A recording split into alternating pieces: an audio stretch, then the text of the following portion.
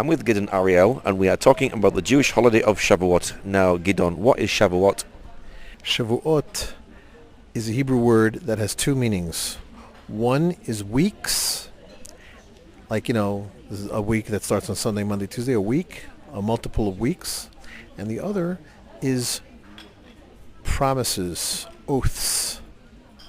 And both of these names are proper for this holiday because, as it is written in the Bible, this is the holiday that comes out exactly 7 weeks after the holiday of Passover. In fact, as opposed to the other holidays in the Bible, it's the date of Shavuot is not mentioned at all in the Bible. It just says 7 weeks after Passover, have yourself the holiday of Shavuot. So that's for sure. But the other idea, the other meaning of the word Shavuot is oaths, promises. And this, of course, comes from what traditionally happened on that 6th day of the month of Sivan, those 7 weeks after Passover. In Passover, the Jewish people, the Israelite people, were redeemed from Egypt and the slavery that they were experiencing there for hundreds of years, and became free men, but only partially free men, because 7 weeks later they became truly free when they accepted upon themselves the yoke of heaven and the covenant with the God of Israel. Oaths, as it were, is like a covenant. So the holiday of Shavuot is often very much identified with the idea of the acceptance and the reception of the Torah, of God's law book, of God's guidebook for the Jewish people and the world. So this is the time where they got the law, is it? Absolutely right. The law was given, the 10 Commandments were given on this day, and if you look into the Bible in the book of Exodus, you will see that prior to the actual reception of the 10 Commandments, the 2 tablets of the law, the Jewish people entered into a covenant with the God of Israel, saying, I will be your God and you will be my people. And this day was when those 10 Commandments and the initializing of the written Torah, the written law, and the oral law, which we all, with Jewish people, believe was given to us thousands of years ago, and still we follow it to this very day. Are the 10 Commandments still important for Israel today? Why do you ask for Israel? They're important for the entire world. The 10 Commandments, interesting. The 10 Commandments really have a very, very good PR agent. Because, wow, the 10 Commandments, it's so perfect. One for every finger, and I can live with 10. We can manage, But when you look at it, the commandments are, thou shalt have no God in front of me. I am the Lord your God who brought you out of Egypt, out of the house of slavery. You shall not take my name in vain. You shall not curse in my name. You shall not swear in my name. Honor your father and your mother. Honor the Shabbat, the 7th day, and keep it holy. Don't murder. Don't steal. Don't kidnap. Don't commit adultery. Don't covet what somebody else has. It's not yours. These on the one hand, some of these are quite esoteric. Others are I would never do that. But all of them really are the foundation of ethical living to this very day. Now, there are many holidays where you have to come to Jerusalem. Is this one of those holidays where you come to Jerusalem? There aren't so many. There's only 3. And this is one of those big 3. You've got the holiday of Tabernacles, or first we start out with the holiday of Passover, as we mentioned, and then 50 days later the holiday of Shavuot. By the way, Shavuot is translated as Pentecost. Pente means 50. So we talk about 7 weeks, but 7 weeks times 7 days is 49. Add 1 for good luck, you've got 50. So that's why Pentecost is identified with Shavuot, and that also is a pilgrimage holiday.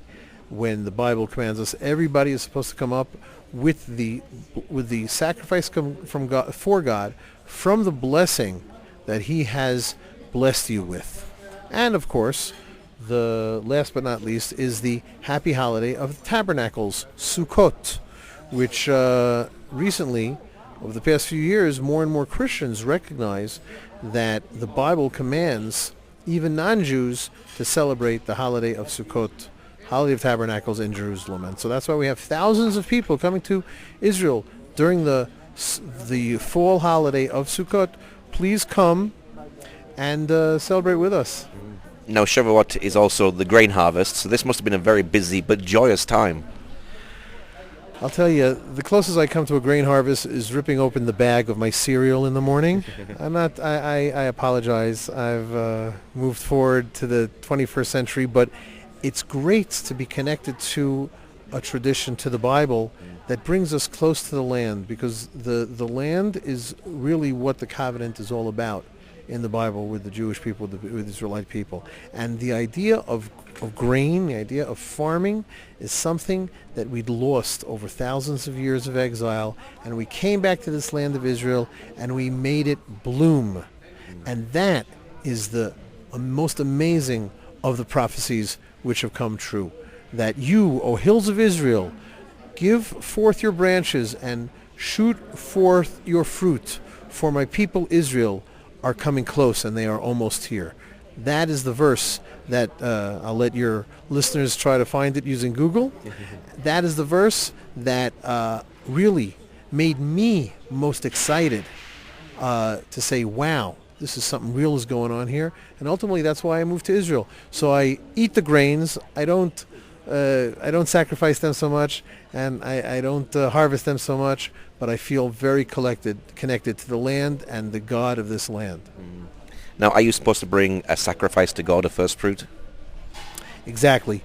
Ordinarily, in the Bible, the sacrifices are defined as animal sacrifices. And there are animal sacrifices, of course, on the holiday of Shavuot as well.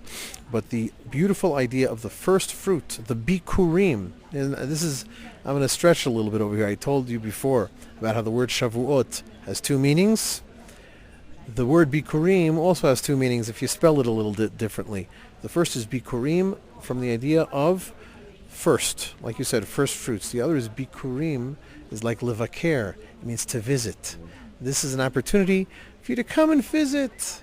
Come and visit Israel. Come and visit your Father who is in heaven in this land. And that is what the commandment of bikurim, of first fruits, really is.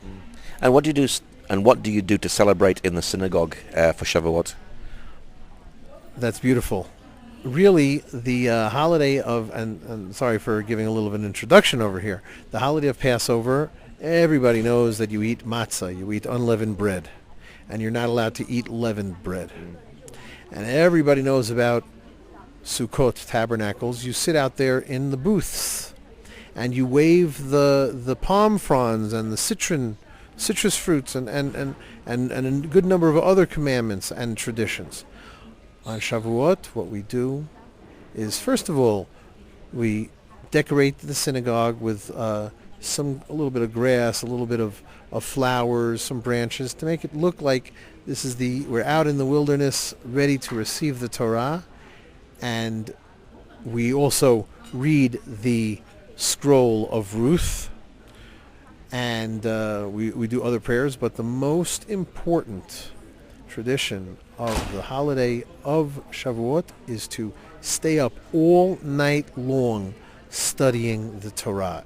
If you're in Jerusalem on the night of Shavuot, walk all around the city. You'll see people scurrying from synagogue to synagogue, from yeshiva to yeshiva, Jewish study hall to another, learning more and more about the great Jewish tradition that the Jews have and that we are happy to share even with the Christians. And what scriptures do you read on that night? Different people read different things. My son is having a matriculation examination in certain chapters and books of the Bible, so that's what he studied that night. But one of the things that I like to study is the book of Ruth. I like to study the laws of the studying of Torah by Maimonides, one of the epic leading leaders, Torah leaders and scholars of Jewish history all over. The Talmud, the Mishnah. It's an never-ending ocean and river of study that we just start out on that evening. Now, every Jewish holiday has something to do with food. So is there a specific food that you actually eat during that holiday? I'm so happy you asked that because I left it out when you asked me what we do on the holiday. It's a tradition to eat actually dairy foods on the holiday of Shavuot. Now, you know that the Bible commands not to do not seethe a kid in his mother's milk, or depending on the translation, you're not supposed to cook meat and milk together.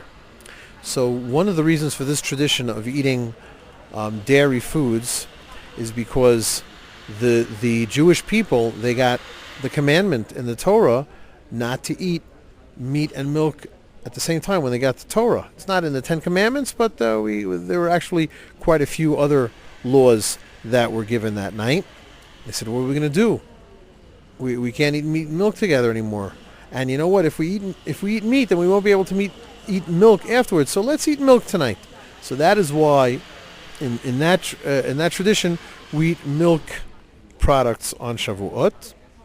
Another reason is because it says in the Bible, the Torah is like dvash v'chalav tachat l'shonech. The Torah is like milk and honey under your tongue.